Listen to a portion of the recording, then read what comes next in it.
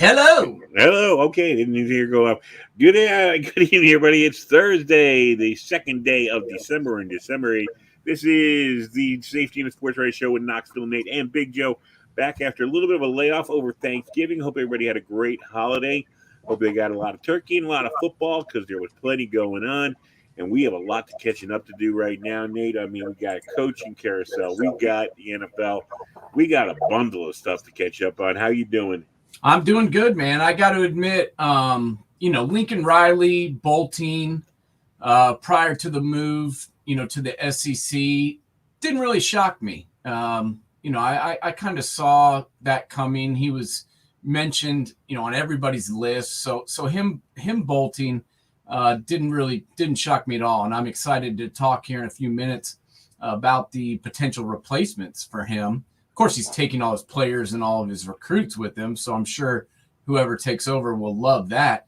But, Brian Kelly bolting for LSU, the fact that LSU wanted him kind of shocks me, and the fact that he left kind of shocked me. Maybe not that he left Notre Dame, but that he left this year when they're still in the hunt, ranked number 6, ready to go to the college football playoff potentially. That kind of threw me for a loop.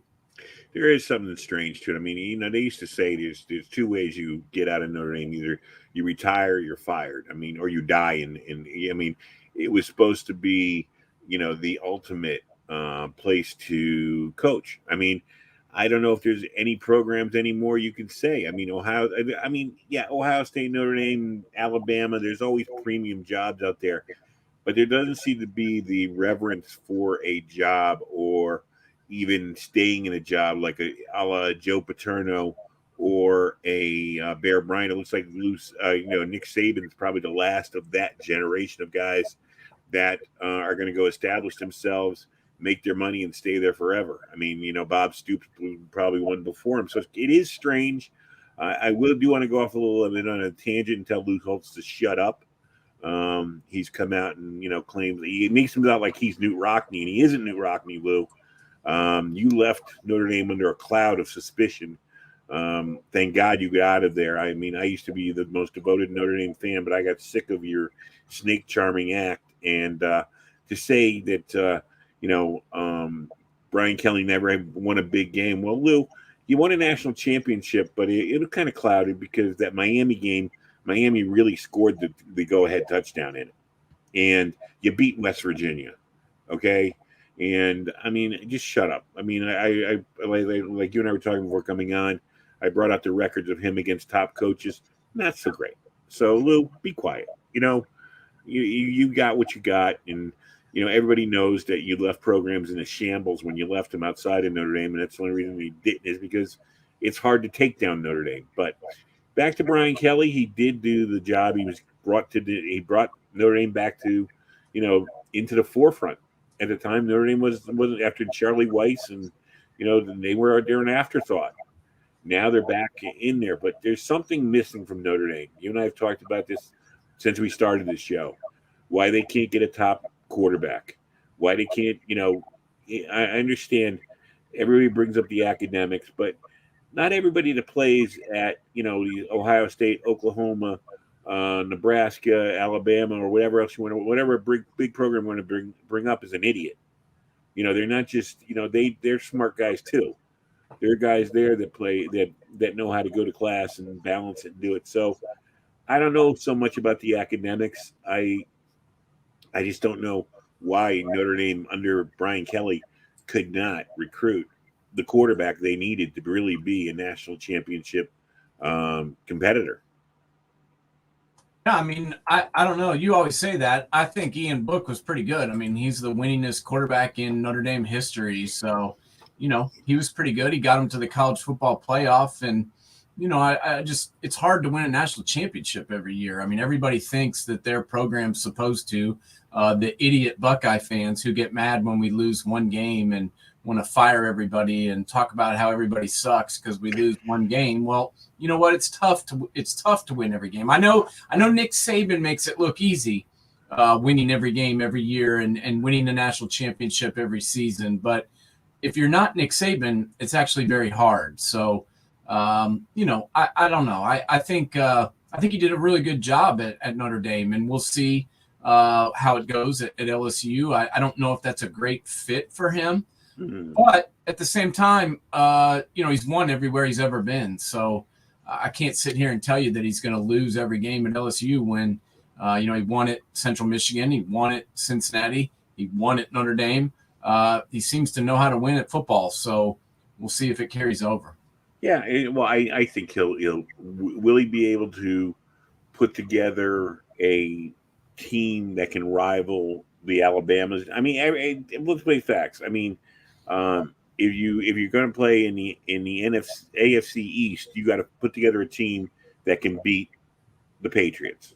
If you're going to win in Alabama, or if you're going to win the SEC, I mean, really want to be there and compete, you got to put together a team that can compete with Alabama. That's where your aim is. That's what you're going for, and he's going to have to try and get those guys to the kind of quality athletes he's going to need to come in there and rival Alabama, which is tough. It's really tough down there. I mean, Alabama right now is entrenched, but they're not bulletproof either. They lost this year. We'll see what happens, this weekend against Georgia. I hear it's like the largest deficit that Nick Saban's ever had to go against in being an underdog is this weekend. Yeah, so, that probably means he'll win, but we'll see. We'll see what happens. But I do, I love college football. Obviously, we talk about it every Sunday on the Man Coverage Show, and I'm really excited to, I'm really excited to see what happens with the rest of these coaching searches because it's already been pretty exciting.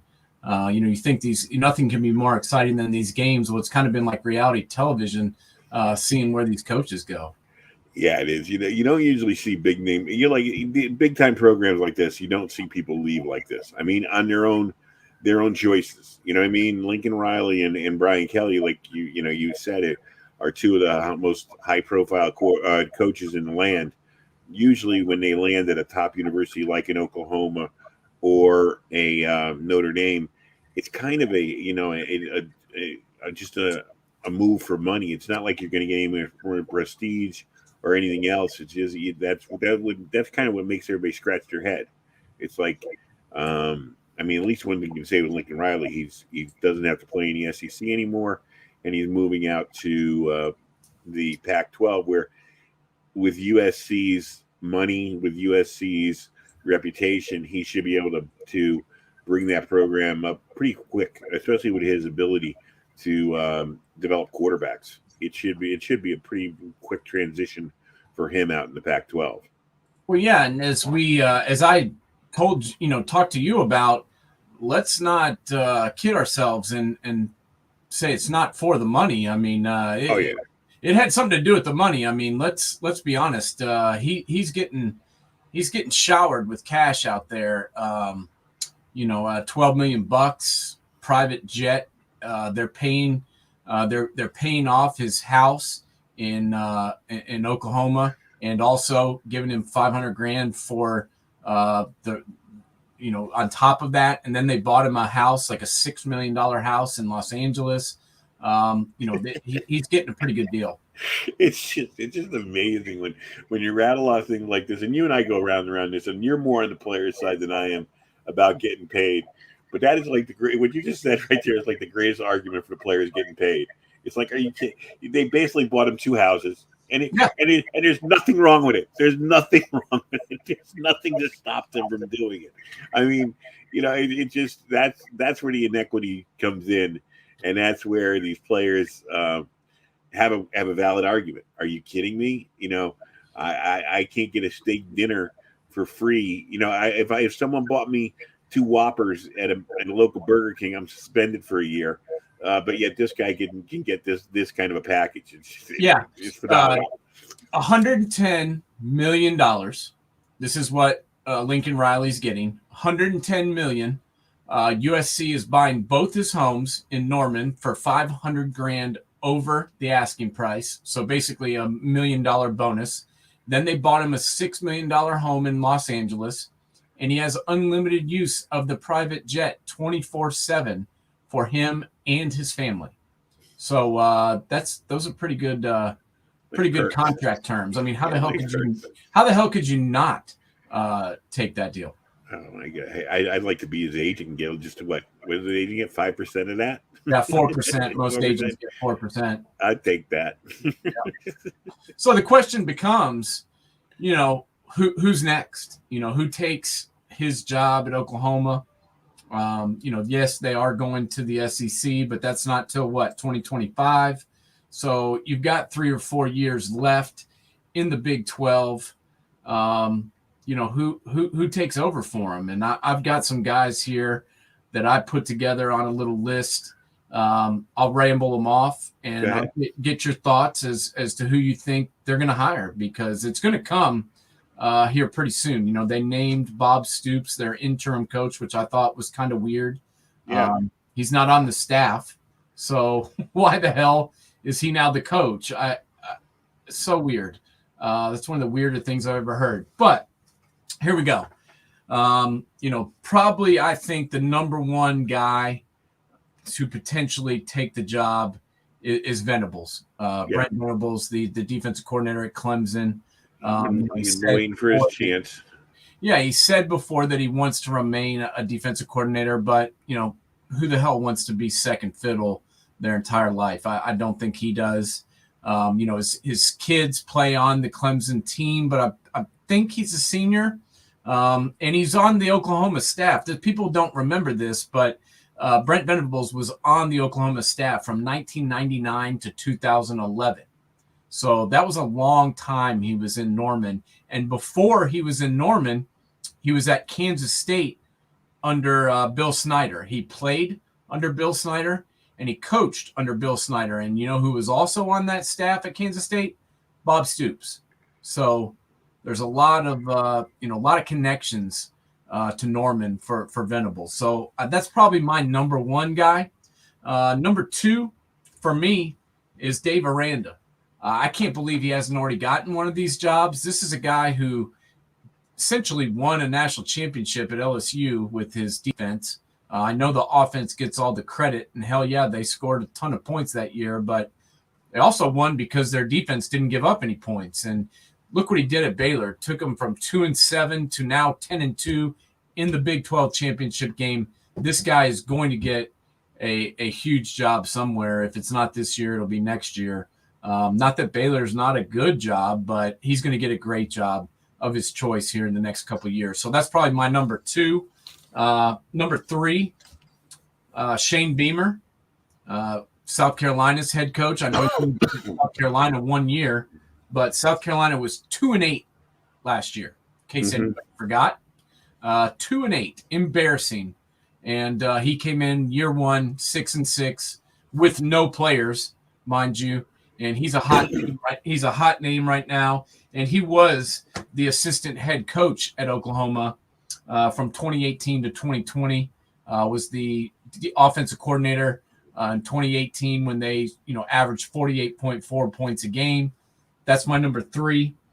Number 4A and 4B is Matt Campbell and then also Alex Grinch, the current defensive coordinator on the Oklahoma staff. But I kind of think that it's not going to be Grinch because they probably wouldn't have named Bob Stoops the interim coach if they were going to give the job to Grinch. But no. Those are my 1 through 4B. What do you think about those guys? I like all the picks. I'll tell you, the thing about Grinch, though, the one thing I would say about Grinch that this could be an important thing of Stoops, who will have probably a lot of say in who gets chosen. Yeah, working side by side for him day to day as they get ready for bowl games right now. So that could be a good situation for him. Exactly. And they promoted before, when Bob Stoops retired, they promoted Lincoln Riley from the offense coordinator to the head coach, and it worked out pretty good. Yeah. Was better than the Grinch around Christmas. I'm sorry. I think Matt Campbell's the outsider of this. I'll tell you why, because I think Matt Campbell, he's done well turning around Iowa State, but in this year he did very well too, but he's still one of those, he's an outsider in Oklahoma. And I don't. Does he have any SEC background with him, Matt Campbell? No. Yeah. See, the thing I like about Beeman and Veranda, both of them have SEC backgrounds, which means Matt Campbell was actually he has MAC background. Yeah. He was at Bowling Green. He then was a coach at Mount Union for a year or 2 years, and then he went back to Bowling Green. Then he went to Toledo before he came to Iowa State. But the thing with Veranda and Beeman is they've recruited for SEC teams. They know the network. They know the back roads down there. They know the type of players they got to get to compete in the SEC, and they have strong backgrounds with the Okie faithful. Venables been in ACC, but he has that long track record with Oklahoma. The only thing is that I don't know. I agree with you. It is his time, but does he really want to wait till his son leaves? And putting out statements like "I only want to be a defensive coordinator" might turn people off. So I would say Beeman. I would probably put as a number one, and then Veranda as number two. Yeah, I mean, I don't know. Venables seems to come up every year, and his name's been mentioned for a lot of jobs. And let's be honest, I mean, he has been around. Actually, his son is a sophomore at Clemson, or at least one of his sons. I think he has two sons there. Jake is a redshirt junior, and his other son is a sophomore. So that may lead him to stick around a little longer. Yeah, I mean, that might be the one that, hell, you can transfer anywhere you want now. I'm sure if he becomes the head coach at Oklahoma, he takes those kids with him, right? Yeah. Well, maybe his sons are happy there. Maybe he's just happy at Clemson, He is. I mean, I think he is, but let's be honest. I mean, this year didn't go as planned.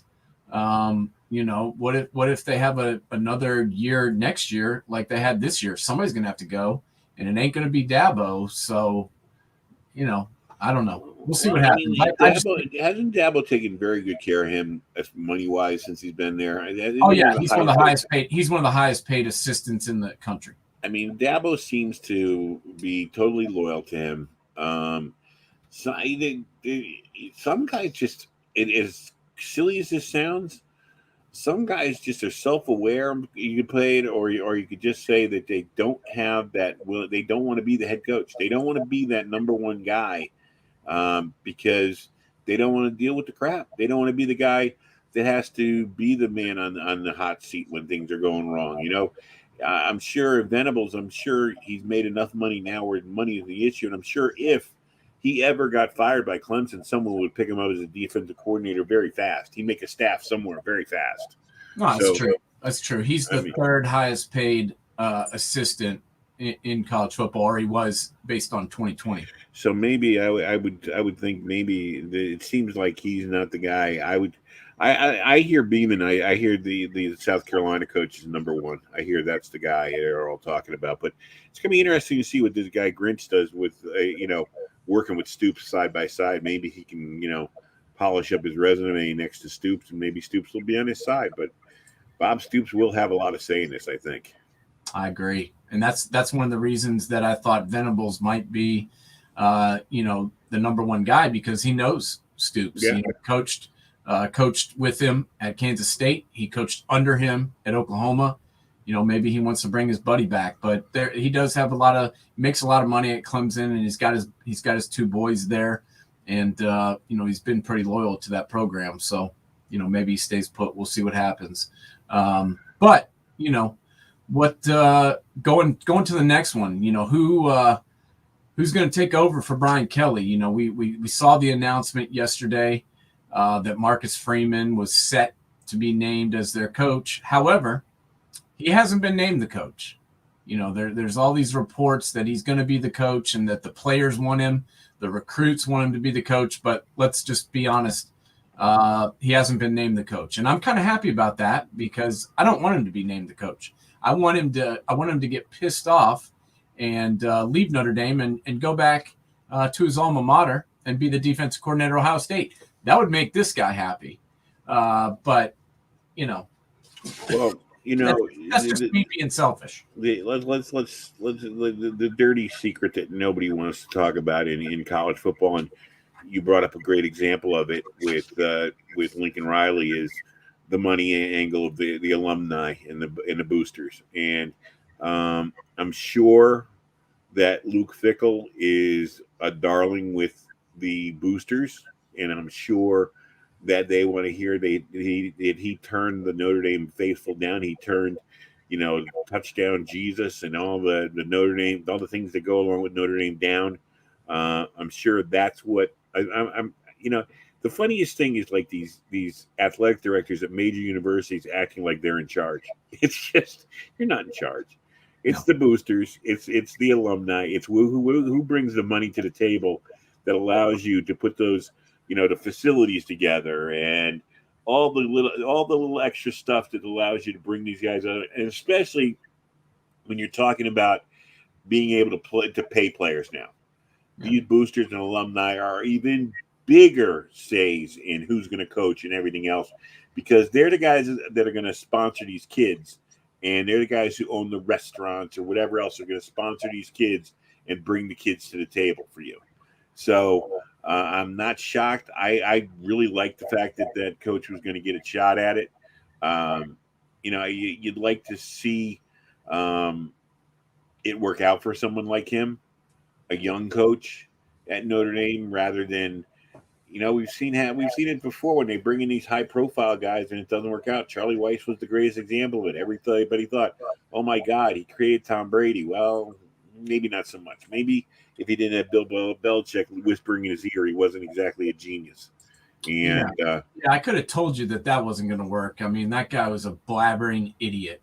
And the only reason that he got a head coaching job was that everyone thought that he was like Bill Parcells' right-hand man, and then they thought that he was like Bill Belichick's right-hand man, and really he was just their, follower. And that guy is just a moron. But we'll see. I think Luke Fickell's their number one. I think they're going to wait until they can talk to him and ask him if he wants the job. Whether or not he takes it or not, I don't know. But I think he's number one. I think Freeman's probably number two. But does Freeman want to wait around and see? I think they have the luxury of potentially having Marcus wait around because he's still coaching there. Yeah. And because they're still in the playoff hunt. And, he's trying to get his team prepared for either the playoff or the bowl game. And so he's really not going anywhere right now. So they've got him kind of sitting there in the wings. And, the only other two guys that I've heard mentioned really are Campbell. And then, people always throw out, Fitzgerald. But Fitzgerald's not leaving. He went 3-9 this year at Northwestern, and I didn't hear one person talk about firing him. So why would you leave that job? You know what? Pat Fitzgerald is he's one of the reasons you love college football, because there are still people like him around there. He played at the university. He's gone there. He's put them back on the map. Yeah, he goes up and down. He goes in a cycle. It takes him about, he gets a recruiting class, and hopefully by the third or fourth year, they start getting competitive, or they can make a run at it 1 year. But he's a quality guy at a quality institution, no scandals. He's brought pride to, let's face facts, before he got there, Northwestern wasn't exactly on the football map. I mean, at least in my lifetime. They, for the most part, outside of maybe the time Denny Green was there for a little while, I mean, they were known as the doormats of the Big Ten. At least he got them respect in the Big Ten, which is a big step for them. And, like I said, I've always been a Pat Fitzgerald fan. So I as much as I'd love to see him on the sidelines for Notre Dame, I love him staying right there in Northwestern and being a Wildcat, because it just suits him. And I'd like to think somewhere down the road that loyalty means something still somewhere in this, pride and loyalty. Still, it's not like he hasn't been loyal. I mean, the guy's been the coach there. No, but that's what I mean. I give him credit for pride and loyalty in the Northwestern system and being part of it. I think that it counts for a lot. And I get it. He's been the coach there since 2006. And let's be honest, he's never going to win a national championship at Northwestern. It's just never going to happen. He doesn't get the type. I mean, the fact that he's gotten as far as he has with the types of players they get there is amazing. But, would he ever leave there? I think this would be the one job he might leave for. But, a lot of things would have to happen, in my opinion, for them to even offer it to him.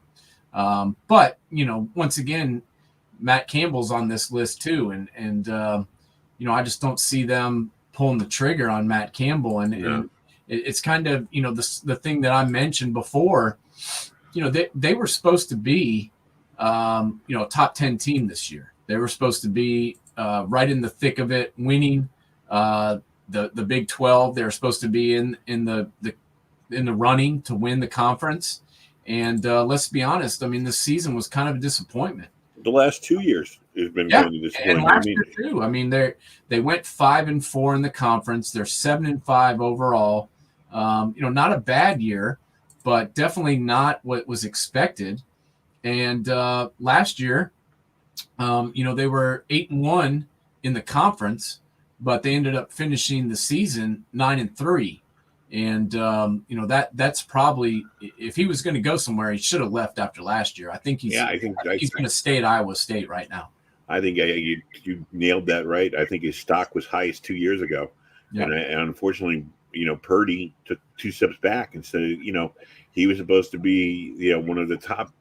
Last year, everybody said he was going to come out and be in the top 10 draft, and he took a step back last year, and he took another lateral step this year. So, I think Matt Campbell kind of missed his window. He has to reestablish that window before he gets a big time job again. One idea, not to pick a wound with you, but the Ohio State Michigan game. Your overall view of that? My overall view of it, barf. That's my view. I wanted to throw up.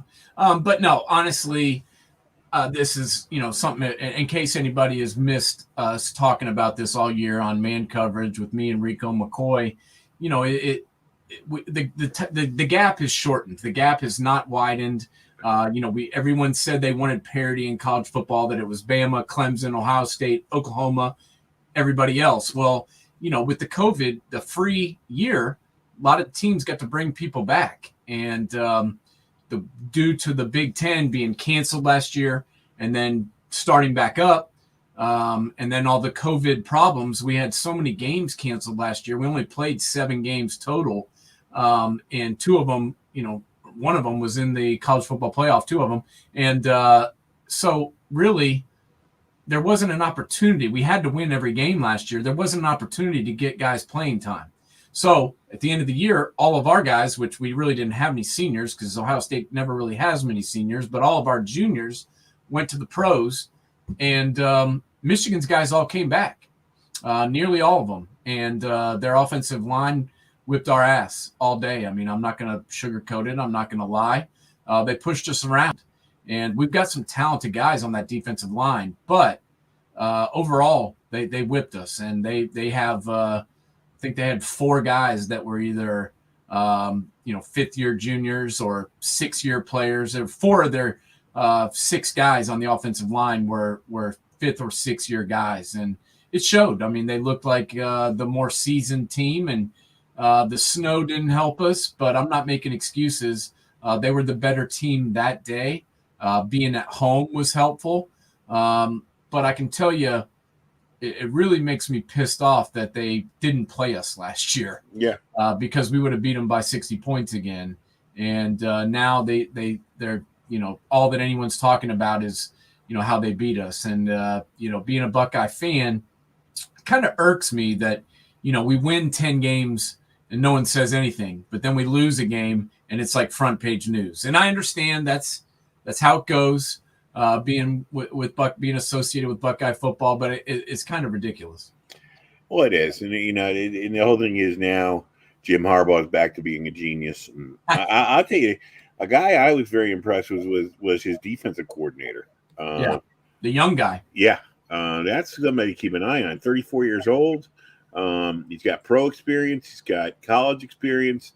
The guy seems to have his finger on the pulse, and he's somebody worth keeping an eye on the next couple of years. I mean, as you said, he inherited a program that brought back a lot of these seniors or the fifth-year seniors and juniors and stuff, so it helped. So he had experience to work with, but very interesting how he got that defense playing well again for Michigan. How long do you think this COVID hangover is going to last? I mean, I think it's going to go into next year. I mean, yeah. I think it's going to affect the football world into next season. After that, I don't know. But, a lot of guys are coming back next year or have the ability to come back next year. I'm interested to see how many of them go to the pros, how many of them stay. But, also the transfer portal is going to be interesting because there's, a lot of guys that can transfer if they want to. But, I did think that the defensive coordinator did a good job. But at the same time, if you look at the numbers, CJ Stroud threw for 400 yards. Yeah. It's not like they completely shut us down. I mean, we had 3 receivers that almost had 100 yards. Olave had 88. Garrett Wilson had 119. Jackson Smith and Jigba had 127 yards. So they didn't really shut us down, but they made big plays when they needed to. And, I'm not going to downplay Aiden Hutchinson and also David Jabo. Those guys are legit. Hutchinson had 3 sacks. Jabo had 1 and another tackle for loss. Those 2 guys are good defensive ends, and they gave our tackles trouble, and that kind of surprised me. Well, I think the biggest thing what they did was they did not allow that chunk play. They did not allow that explosive play, Olave or somebody to get behind the defensive backs and get that, they're used to getting, 30 yards downfield, 40 yards downfield. They kind of made you guys earn it. You know what I mean? Yeah. The longest play all day was Olave had a 39-yard catch, but it wasn't a touchdown, and it ended up resulting in a field goal. Right. I mean, usually you see two plays from that, at least 2 or 3 plays that are 39 yards or more from that off Ohio State. So it was kind of like, that bend and don't break, don't let anybody get behind you. Yeah. Give them the 10 yards, give them the 12 yards, make them play another day or go for, play another down, and we'll see what we get. But let them go the long field. Don't let them get chunk plays. They're used to being explosive. And I think that was a good strategy. I mean, no, it was their day, man. Everything I knew it. As I told everybody on Sunday, I knew when I was sitting there and I was watching the pregame show, and Brady Quinn's gelled up hair started to collect the snow, and I was like, "Oh shit!" I'm like, "This is not good." I'm like, but you know what? That is just such football. That is just such football weather. That's no, just beautiful. I loved it. But that's our team. Our team is, we have a good running back now. Travion, we had 4 guys that were freshman All-American. So, once again, that Denzel Burke, our defensive tackle, I'm forgetting his name right now, but he was also a freshman All-American. And then our running back, Travion Harrison, he had 17 carries for 74 yards. He also had 5 catches for 54 yards and a touchdown. So, CJ Stroud, like I said, 34, 49, 394, 2 touchdowns. He's a freshman also, and was a freshman All-American. So we got a lot to look forward to. Hopefully this all hopefully the correction comes next year. But I do think that the COVID extra year thing is going to affect things into next season. I totally agree with you. And it has to, because you know what? There's a sophomore class out there for most of these universities that they didn't have their freshman year. They probably didn't have their sophomore year because of the guys coming back. So you have a year of players in there that have probably not even seen the field yet, or not to any appreciable level. So it's going to be interesting to go. Let's go to the pros right now, and let's take a look at the leaders. New England, who'd have thunk it, man? They leapfrogged over the Bills. They're coming up and playing the Bills, but all you people It was Brady who made Belichick. I got you. You're right. It was Brady who made Belichick. Gotcha. Well, I would like to point out that last year, you and myself were two of the only people in this entire country that, while everyone else was talking about Tom Brady and how great he was, me and you were showering praise upon Bill Belichick and how he was able to win 7 games with nothing. Cam Newton, a busted up Cam Newton, and 8 guys on the COVID opt-out list, and 0 other talent. I mean, that was his best coaching job I've ever seen. But everybody's giving him credit this year, and I'm like, no. Last year was his best coaching job. This year, they've got some talent, man. They've got some good players. They got some free agents. They drafted some guys. They've got some really good players all over the field, and he's doing a great job once again. But last year, I think, was his best coaching job, being able to hammer out 7 wins with nobody on that roster. And the other thing about it is you look at the things he does. Sonny Michel, go to L.A., finds 2 running backs to replace him. Stephon Gilmore, go to Carolina, finds plenty of defensive backs. I mean, this guy, it doesn't matter. He can figure out what he may be the greatest coach ever at figuring out what a player can do. Yeah. And making it useful within his system. Well, just the best example, in my opinion, is Kyle Van Noy. I mean, look at this guy. The Dolphins signed him away, gave him a bunch of money, and then basically labeled him as a failure after last year down in Miami. Well, Belichick signs him back, brings him home to New England, and the guy has been phenomenal. Had a pick 6 for a touchdown last week. He's killing it and dominating in Belichick's scheme. And this is a guy that, they couldn't get rid of him fast enough down there in Miami and in New England. He's making plays all over the field. He's got 4 sacks. He's got 9 passes defense. He's got an interception. He's got a touchdown. This is a guy who's making a big difference. And this defense has been a machine. I mean, J.C. Jackson's got 7 interceptions. Adrian Phillips has 4 interceptions. Kyle Duggar has 3 interceptions. They're just turning the ball over like crazy. Yeah, remember when they were making fun of who Duggar was? Who the hell was New England drafting Duggar for? Yeah, out of Lenore Ryan College. Yeah, exactly. Who the hell is he? What do they? It's about time people stop doubting or trying to figure out why he's so great, or trying to figure out all these scandals they try and bring up. The guy can damn well coach football, and he knows how to play. And the players who play for him and really dig into what he does, they're successful. I mean, come on. It's ridiculous. Yeah, I don't even like the guy, but I'm not going to sit here and tell you, that he's not the greatest coach of all time, because I believe he is. I go back. I'll always have something in my heart for him because of the Giants, his Giant background, and what he did as the sidekick to Bill Parcells, making the Giants into a championship team in the 80s. And after suffering through my childhood with the Giants just sucking and couldn't suck enough. So Belichick will always win with me somewhere. Baltimore and Cincinnati. Interesting. It looks like I don't know what you think about Pittsburgh right now. Cincinnati just beat the crap out of them. Do you think it's the end of Ben Roethlisberger for sure? Do you think it's the end of Pittsburgh this year for sure? Because they were showing little flashes, but again, they're going back to where they were a couple of weeks ago. Yeah, I do.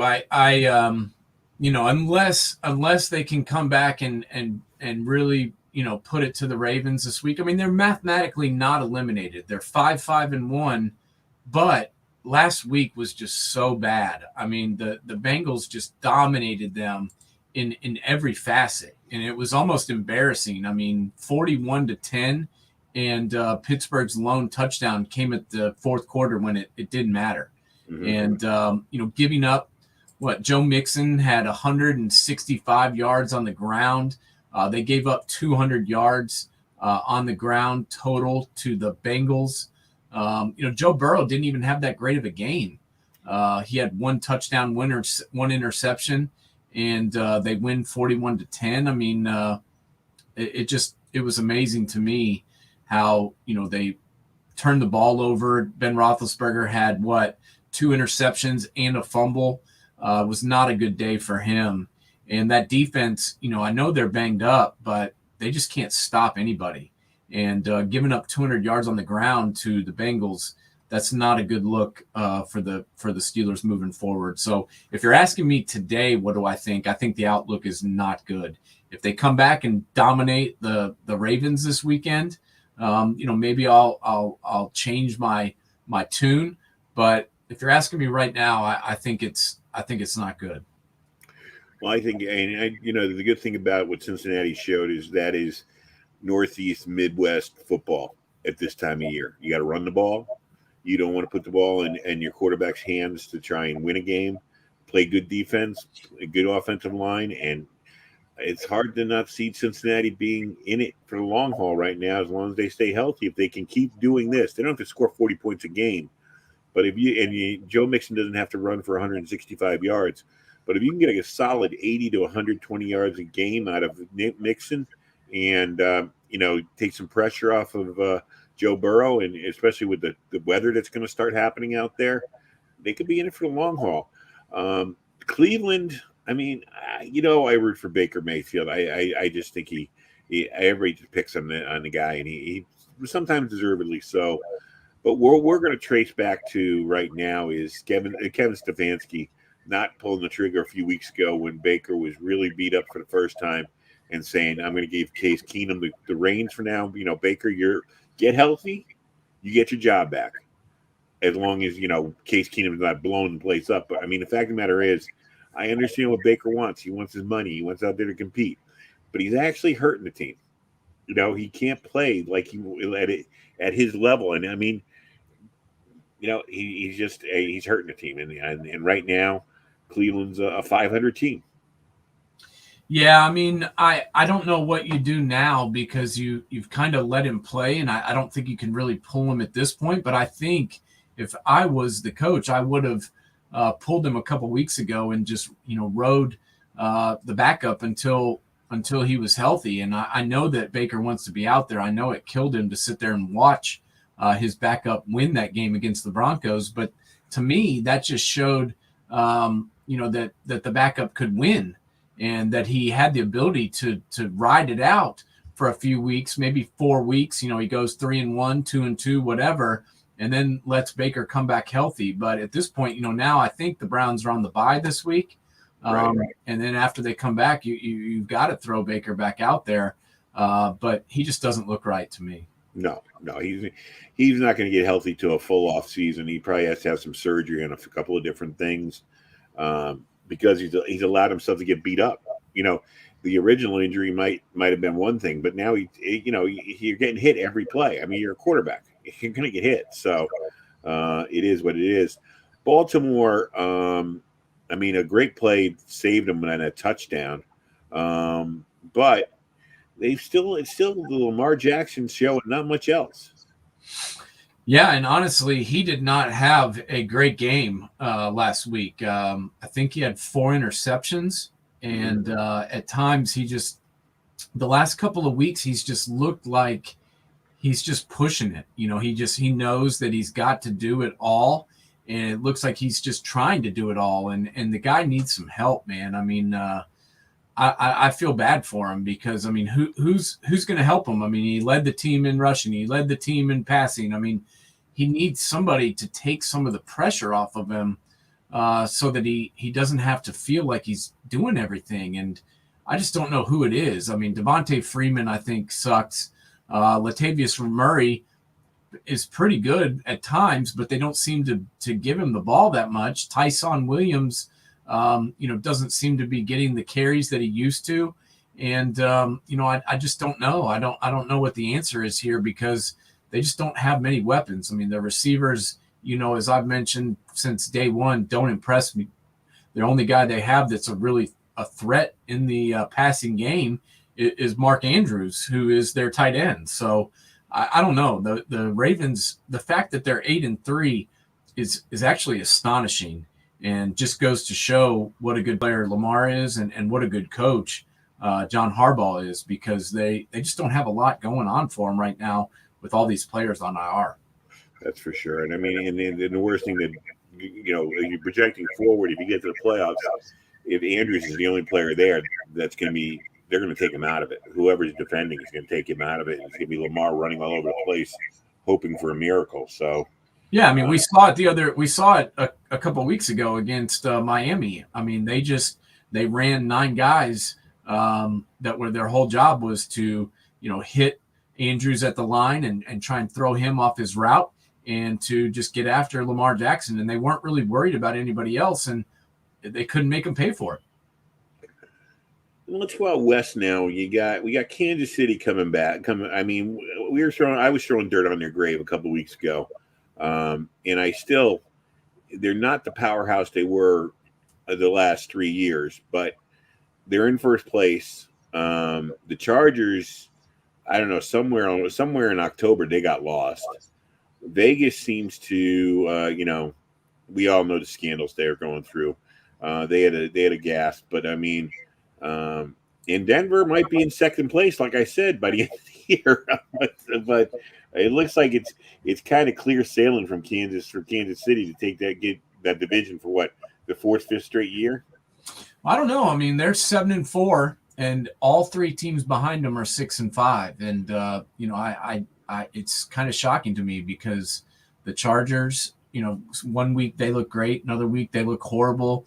The Broncos, the same thing. The Raiders, I thought they were done 2 weeks ago, and then they beat the crap out of the Cowboys on Thanksgiving Day. So, I don't really know what to expect out of those other 3 teams because they're so up and down. But at the same time, the Chiefs are vulnerable too. So, I know they're back on track. I know they're 7-4 and everybody's back on the wagon, but they're going to have to go through the gauntlet of those 3 teams, and none of those teams are bad. So, they're going to have to earn it. Yeah, but the only thing I'm not disagreeing with you on the Raiders, but this Dallas team has become an enigma over the last month. They should be doing much better than they are. Yeah. I know they're missing some wide receivers, but I mean, if you look at everything was set up for Dallas being in the NFC East, and they've suddenly come back to Philadelphia, and Washington and the Giants are just treading water. But I mean, even the Giants could make some noise and be like some kind of a weight on a couple of these guys' hopes. But I mean, the Cowboys should have been in a victory lap by now. When you look at the talent they have and where they were sitting a couple of weeks ago, and then all of a sudden you get the injury, the minor injury to Dak, and all of a sudden it seems like they've forgotten how to play. Well, yeah, and everybody wants to go ahead and give tonight's game to the Cowboys because, the Saints are missing Kamara. They're missing Marcus Davenport. They're missing Teron Armstead. They're missing Ryan Ramczyk. They're missing a lot of guys. I mean, there's a lot of injuries for the Saints right now, but hell, there's been a lot of injuries for the Saints all year. The one thing the Saints have going for them is their defense is solid. And if the defense plays lights out and can shut down the Dallas offense, I think the offense for the Saints can do just enough. I'm glad they got Trevor Siemian out there. I was getting sick of watching him go out there. I'm sorry, nothing against the guy, but he's not good. I'm sorry. I know that Taysom Hill's banged up, but I'd rather have a, plantar fasciitis Taysom Hill out there than Trevor Siemian, because Trevor Siemian sucks. As you and I talked, I think off the air ago, at this point, you might as well put Ian Book in there. I mean, you can't do worse than Trevor Siemian, and he's never snapped it down in the NFL. I mean, and I'm not an Ian Book fan. You like Ian Book a lot more than me, and I'm not a fan. But I mean, the fact of the matter is, you can't be worse than Trevor Siemian has been. I mean, it's hard to be as bad as he's been. I mean, the worst thing that officially happened to the Saints was Siemian having that one game against the Sox where he played halfway decent, because it was a false look where Sean Payton was like, he looks pretty good. Maybe we'll ride him. And that's cost him about 3 or 4 games, because That was just I don't know. I'm looking at Mirage. it as a fluke. Yeah, it was a mirage. He's not good, and he had one decent game, for whatever reason, but he shouldn't be the quarterback. I've seen this happen because I used to watch. I'm a big Giant fan, and when the Giants had Lawrence Taylor and those guys, they had a habit of knocking quarterbacks out of games.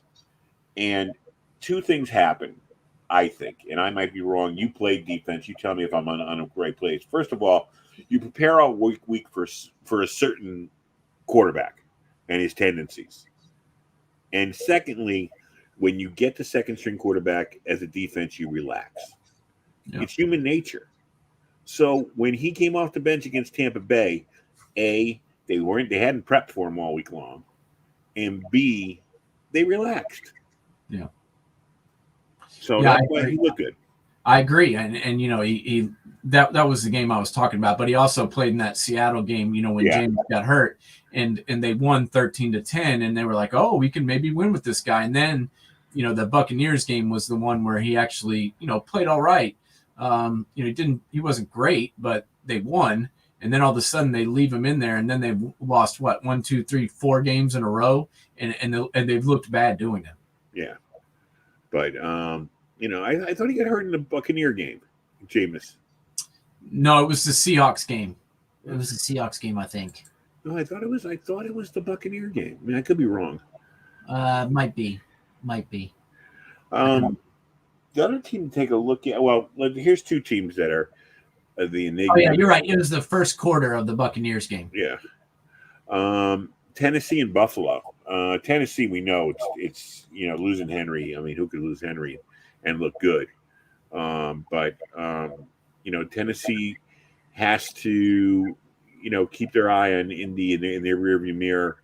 And Buffalo. The good thing Buffalo has going for them, they get 2 games against the Pats, so they can get right back in it.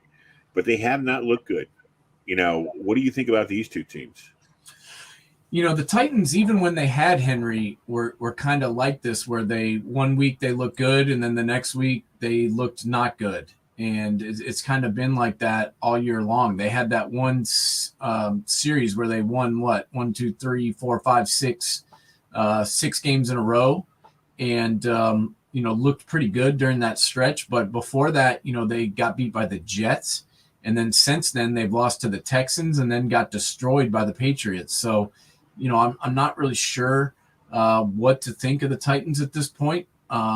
I'm not a real believer in them, but I think they make the playoffs just because of the division they're in. I don't really believe in the Colts. I'm not a believer in Carson Wentz. I know that they've been playing better football recently, but I just think with the lead they've got and with the Colts the way they are, I think the Titans make the playoffs, but I don't see them making a run in the playoffs like they've done in the past. I just don't see it happening. The Bills, they're okay. I mean, as much as they've had some hiccups, they're 7-4, and they play the Patriots twice in the next 3 weeks. So everything that they've wanted to do this season is still attainable and is still right in front of them. And they can go out and do it. It's just, can they do it? I don't know. I mean, I think. I think everybody's riding the Patriots bandwagon, but I think the Bills can beat them. It's just, can they beat them twice in the next 3 games? That I don't know. It's playoff football right now, starting in December right now, which is great. I mean, you can't. This season actually has been a great season already. It started out really, really well. Maybe a lull for 3 weeks, but now a lot of playoff type matchups happening now. A lot of exciting football with the division games coming up. Where we're going to see some action, especially those Bill Patriot matchups. They're going to have definite playoff feels to them. So it's going to be real interesting with that. Outside looking in, let's see. We got we talked about the Chargers. We talked about Buffalo. We talked about Cincinnati. We covered that. Let's take a look at the NFC a little bit here. Arizona. I tell you, the question marks in the NFC is, what happened to the Rams? I mean, stockpiling talent just does not work in the NFL, it looks like. Well, I don't think they're necessarily done, but they have lost 3 games in a row, and it's no it's kind of interesting because their running game has not been as good, and that's kind of what everything in the Sean McVay offense is predicated upon is running the football. And we all knew when Cam Akers went down before the season that the running game was going to be affected. And the last 3 games they haven't been able to run the ball. I mean, Darrell Henderson, hasn't been as effective as we thought he would be.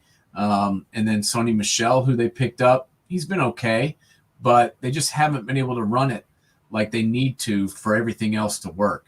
So I think that's been part of the problem. And then, the defense has been giving up points the last few weeks. And that's kind of interesting because we thought this defense was going to be, the big part of this team. And they gave up 28 points to Tennessee in a game where it was actually a lot, one of those was a pick six, but that game was a lot more lopsided than it looked at the end. And then they gave up 31 to San Francisco, and then 36 to Green Bay.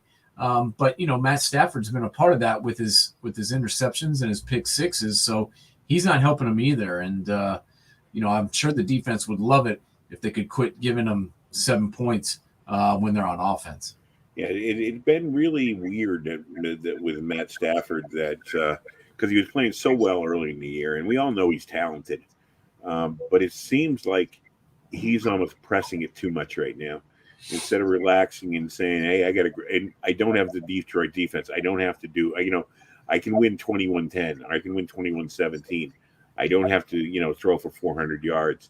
It seems like he's maybe in an unfamiliar territory. It's showing right now because he didn't play in a lot of big games in Detroit, or he wasn't in a lot of playoff races. That he's this kind of unfamiliar territory for him. And it's kind of showing in his game, maybe, do you think? Yeah, I mean, I think that might be part of it. I think also the offense has not looked as sharp since Robert Woods went out. And then, they went out and signed OBJ, and they've just kind of inserted him into the lineup. And to be honest, I'm not sure how well he knows the offense, but they signed him, and so they put him out there, and it hasn't looked right since that happened. And, Deshaun Jackson was actually playing pretty well until he got pissed off and left, and they released him. So there's been some changes. Robert Woods was out there, Deshaun Jackson was out there, and things were working pretty well. And since those two guys have been moved out of the lineup, the offense hasn't looked the same. But Woods was one of those players, he'll run the reverses, he'll block downfield. Exactly. He'll do the little things and not complain. He gets it. And he, just like Cooper Kupp does those things too. I mean, he's having a great year this year. In the last 2 years, but that was Cooper Kupp's first job. Yeah. Do those little things, and he developed into a superstar. So Woods quietly had almost 50 catches and nearly 600 yards. Before he got hurt, so he was having a nice little season. Even though Cooper Kupp, was leading the NFL in receiving, Robert Woods was still having a nice little season until the injury. It could be a great life to be the residual. I mean, Alvin Harper, John Taylor, a lot of number 2 wide receivers developed great reputations for themselves with these big time teams, because when the superstar gets doubled up, you got single coverage to work against all night long, my friend, and that helps. So it's a nice situation. It's a nice place to be in. We got Green Bay, who's just they're kind of on. I don't know. The only thing about Green Bay is what is Aaron Rodgers going to say this week. Arizona keeps surviving. Tampa Bay, the Colts. I don't know. They had their chances, but they couldn't put them away. Let's look at how about San Francisco, and how about Washington, the Washington team. Washington has looked really good. It's weird, they lost Chase Young. They've had some injuries, but they've actually been playing better, since he went out, and that's kind of strange. But some of these guys have stepped up. and Taylor Heineke's playing good football. I know that nobody wants to anoint him as some great quarterback, but in my opinion, he looks like a guy that can be a starter in this league. I mean, versus the Bucks, they put up 30 points. Against the Panthers, he put up 30 points, and then he did just enough against the Seahawks in kind of a sloppy game to get the win. So, we'll see what happens with them down the road, but it's making the NFC East a lot more interesting now. And I've got to ask you a question because I know you watched this game from start to finish. What the hell happened to Philadelphia Stupid play. I'll tell you what happened to Philadelphia is the fact of the matter is it was stupid coaching. You take the field goal. At the end of the first half, you take the field goal. You don't get that interception and have the Giants going into the halftime with a lead. Yeah, I mean, they really screwed themselves in that game because they were rolling until losing to the Giants. I understand. The big thing now is 4th and 1, riverboat runs and all the other stuff. Fourth down, going on fourth down. But you're on the road. You have a chance to tie the game going into halftime against the Giants, who have a confidence problem to begin with and a coach who has a confidence problem to go with. Instead, you go on 4th down. They get an interception, and now they go into halftime all believing in themselves, and they're getting the ball back to begin the second half. Yeah. So you're not going to see the ball for 45 minutes again? Yeah. I mean, sometimes you got to at home you gamble. On the road, take the points. That's my estimation, and that was the biggest play of the game to me. Jalen Hurts did not play well, but still, with Jalen Hurts throwing 3 interceptions? Yeah, he threw 3 interceptions. They still were knocking on the door at the end. Yeah, so, it was just a horrible game for the Eagles all the way around. I mean, they only gave up 13 points on defense, and they couldn't win. And it was like they still ran for 208 yards. It's just they couldn't, those turnovers and not being able to capitalize in the red zone, it just killed them. Well, and on the flip side of the coin, as a Giant fan, Daniel Jones didn't make mistakes. That's the biggest thing he didn't do. He didn't make any mistakes. Saquon Barkley is still not totally healthy. He pussyfoots when he goes into the hole. He's still running like he's checking out that knee first. And I mean, Evan Ingram is still he's not a top tight end. They got to move on from him. And right now, Kenny Galladay has not worked out so far. They were missing, Shepard and Tony. So they played everything close to the vest. And unfortunately for me as a Giant fan, I would like to see Joe Judge, if he does have a future here, grow some pants. Every once in a while, you got to throw it on the line and say to first of all, it tells your players you believe in them. But I mean, he's too conservative sometimes, and they don't have a team that can put anybody away right now. I mean, for all the talk about what they grabbed in the offseason, I think their defense is closer to being a quality NFL type unit than their offense is, but their offense needs to get something going. And Freddie Kitchens, I mean, maybe this is the Freddie Kitchens. Maybe it's the Freddie Kitchens era. Maybe he'll straighten them out. I don't know. But it's a win. It's a division win against a team they'd lost I don't know how many straight against. So I'll take the win right now.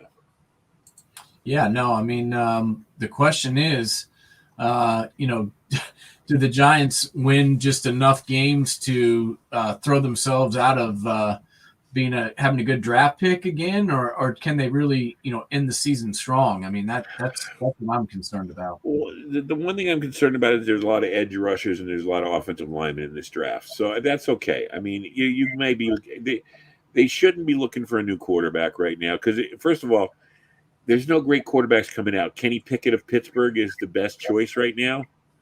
I mean, I don't know what you're going to get with Kenny Pickett. He's had a good year at Pittsburgh, but I mean, it's Pittsburgh. And who's he playing against really? So they're not looking for any. If there's 1 year where I'm not really worried about the draft for the Giants, it's this year because there's going to be plenty of what they need in there: offensive linemen and defensive help. I mean, they really need offensive linemen. Yeah, no, I think they do. I mean, Andrew Thomas, he has not been the guy that they were hoping to get when they drafted him when they did. Is he a complete bust? No, but I just don't think he's been as dominant. He has trouble staying healthy. I think they need at least one more lineman on that team to help. And there's other guys, Billy Price. I mean, I know he's playing because there's been some injuries, but I know he's from Ohio State, but I'm not sold on him. Nate Solder's had some issues. I think Solder's done. I mean, yeah. He's had a good career. He was a very good offensive lineman up in New England. He got his big contracts to come here. He's been rewarded. Let him move on because he's not the player he was, 5 years ago, 6 years ago, and you might as well put the kid in from UConn, Pert, and see what you got at this point because Soldier isn't playing well enough to stop anybody either. I agree. I mean, the Giants. I hear Gettleman saying that the rumors are he's not coming back. I don't know who they're going to bring in. The thing is that I think Mara believes in Judge, so whoever comes in will be somebody that will keep Judge. I'm trying to think of the guy's name I'd really like. He has the Patriots background. Bill Parcells' son-in-law. He went to Kansas City. What's his name? He'll come to me. But anyways, I think it's just the Giants are not a playoff team yet. I'd like to see them get closer to 500 by the end of the year just to build some confidence, just to give me something to believe in. I'm sick of the high draft choices. And these draft choices, they don't really do well with the draft choices anyway. Exactly. Exactly. So, who cares? So, they can win it. I'd like to see them start winning because I don't see anything in the draft that's anything special. No, who are we going back to? NFC? Anybody else we want to discuss here? Minnesota, again. Doing just enough to keep it to annoying everybody. They're 5-6 now, or they lost, but they're 5-6, and Atlanta's 5-6. They're on the outside looking in. Part of me wants to see Atlanta creep in just to give Matt Ryan some kind of a reward for what he's done with this crappy team. Yeah, I mean, it's weird. Minnesota and Atlanta are two teams I really can't figure out. These are teams that we thought possibly were done and were, not going to be any type of factor. And they've they're still in the thick of the playoff, that 7th spot. So, we'll see what happens over the next couple of weeks. But, Atlanta just throws me for a loop because they really have no personnel on offense to generate any type of points except for Cordarrelle Patterson, who really doesn't have a position. So it's crazy to me, but I think that these things will shape themselves out over the next few weeks. And I think Atlanta, is my team that I think is not going to make it. The Vikings, I think, still have a chance just because with Kirk Cousins and with the wide receivers that they have, I think they can score enough points to stay in games. Yeah, you know me, I think Zimmer's time is over with, but they'll probably win enough to save his job, which is something I don't know. I don't know if that's it's a good thing. Before we get into your picks, you had to feel sorry for Jared Goff on Thanksgiving Day. Man, I feel sorry for him every day. Yeah, but it's just like he was so close to a win. It was just like, here's a guy who goes. He's back to exactly where he began with the Rams when they couldn't win a damn game. And, he's been to a Super Bowl and all he's doing is getting beat up. I mean, his ego's got to be taking a beating at this point. Yeah, I feel bad for him. I really do because he's getting all the blame and they were talking about how great Andy Dalton was. And I'm like, I don't think Andy Dalton's that good either. But, I don't think I'm definitely not blaming the 0-10 start on Jared Goff. I mean, that roster is just garbage. It is. And then the thing about it is here's a guy who is probably going to spend the rest of his career, everything works out for Detroit, he'll be getting ready to retire just as they're getting good, because that's how many years it's going to take for them to recover from where they are now. Yeah, I agree. All right, so who's our picks of the week? Yes, I am taking. I can't believe I'm doing this, but just because I don't think Lamar's going to throw 4 picks again, I'm taking the Ravens over the Browns.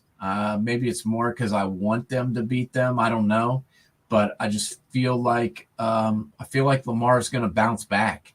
I know he's got no help. I know that half their team's on injured reserve, but I just have I've got a lot of faith in him, and I know he wants to get paid, so I feel like he's going to come out and get it done against the Browns. So I'm taking them. Wait, is that right? No. I think they're off this week, the Browns. No. That's next week. I'm sorry. Okay. Okay, hold on. I'm taking that's next week. I'm looking at next week's picks. This week I'm picking the Saints, actually, because everybody else is picking the Cowboys. So I'm jumping on the Saints at least to cover the 6.5 points. I just don't think the Cowboys have looked that good to me.